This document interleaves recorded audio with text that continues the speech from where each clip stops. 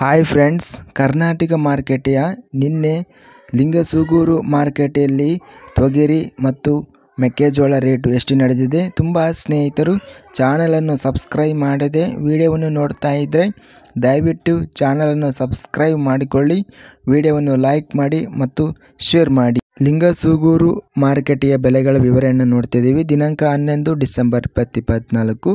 ಕಡಲೆಕಾಳು ಬೆಲೆಗಳ ವಿವರಣೆ. 300 ಚೀಲಗಳು ಟೆಂಡರ್ ಆಗಿದೆ. ಕಡಿಮೆ ಬೆಲೆ 6300ರಿಂದ ಹೆಚ್ಚಿನ ಬೆಲೆ 6400 ಪರ್ ರೇಟ್ ನಡೆದಿದೆ. ಮಧ್ಯಸ್ಥ ಬೆಲೆ 6350.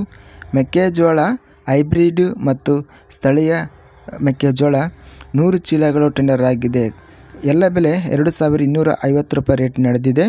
ಭತ್ತ ಸೋನಾ ಮಸೂರಿ 598 ಚೀಲ ಟೆಂಡರ್ ಆಗಿದೆ.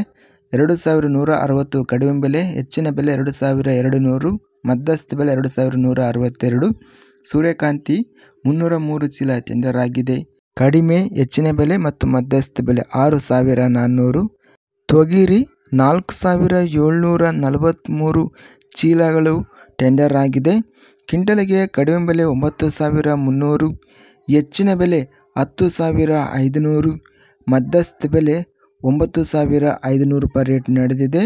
ನಿನ್ನೆ ಲಿಂಗಸೂಗೂರು ಮಾರ್ಕೆಟಲ್ಲಿ ತೊಗರಿ ಅತ್ಯಧಿಕವಾಗಿ 10500 ರೂಪಾಯಿ ರೇಟ್ ನಡೆದಿದೆ.